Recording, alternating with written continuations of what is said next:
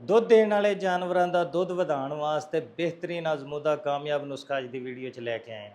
Video ਸ਼ੁਰੂ ਕਰਨ ਤੋਂ ਪਹਿਲੇ ਰਿਕਵੈਸਟ ਹੈ, ਵੀਡੀਓ ਆਪ ਵੀ ਵੇਖੋ, ਸ਼ੇਅਰ ਕਰੋ ਤਾਂ ਕਿ ਦੂਸਰੇ ਲੋਕ ਵੇਖ ਕੇ फ़ायदा ਹਾਸਲ ਕਰਨ। ਆਨੇ ਆ ਵੀਡੀਓ ਦੀ ਤਰਫ।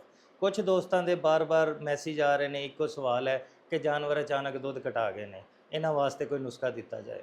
ਨੁਸਖੇ ਤੋਂ ਪਹਿਲੇ ਕੁਝ ਇਹਤਿਆਤੀ ਤਦਾਬੀਰ ਹੈ ਜਿਹਦੇ ਵਿੱਚ ਖਾਸ ਕਰ ਫਾਰਮਰ ਨੂੰ ਕੋਸ਼ਿਸ਼ ਕਰਨੀ ਚਾਹੀਦੀ ਹੈ ਇਸ ਮੌਸਮ ਦੇ ਵਿੱਚ ਗ੍ਰੀਨ ਚਾਰੇ ਦਾ ਜ਼ਿਆਦਾ ਇਸਤੇਮਾਲ ਕਰੇ ਜਾਂ ਸਾइलेज ਦਾ ਬਿਹਤਰੀਨ ਇਸਤੇਮਾਲ करे, ਨਾਲ पानी ਦਾ ਲਾਜ਼ਮੀ ਵਫਰ ਇਸਤੇਮਾਲ करे। कोशिश करे कि जानवर के कोल हर टाइम ताज़ा साफ सुथरा पानी मौजूद होना चाहिए। तो नाल अगर वंडा इस्तेमाल करा रहा है, फार्मर नूं चाहिए है कि सुबह ठंडे टाइम तो शाम नूं ठंडे टाइम वंडे का इस्तेमाल करें। उहदे नाल नुस्खा इस्तेमाल करे जिहदे विच सब तो पहले गंदम का दलिया लेना 1 किलो, नाल लेना मक्की का दलिया अद्धा किलो, नाल शामिल करनी है सोयाबीन मील 100 ग्राम, नाल शामिल करना है गुड़ 100 ग्राम, नाल शामिल करना है मिठा सोडा 30 ग्राम।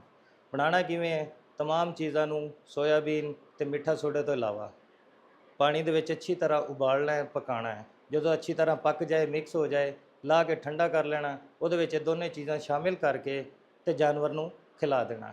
ये अमल 4 तो 5 दिन करना है। इंशाअल्लाह तुसीं वेखोगे जानवर दुध भी बेहतरीन देगा, खूबसूरत भी बनेगा तो फार्मर नूं अच्छा माली फ़ायदा हासिल होएगा। उम्मीद करता वीडियो अच्छी लगी होनी, शेयर करो ताकि दूसरे लोग वेख के फ़ायदा हासिल करन। शुक्रिया।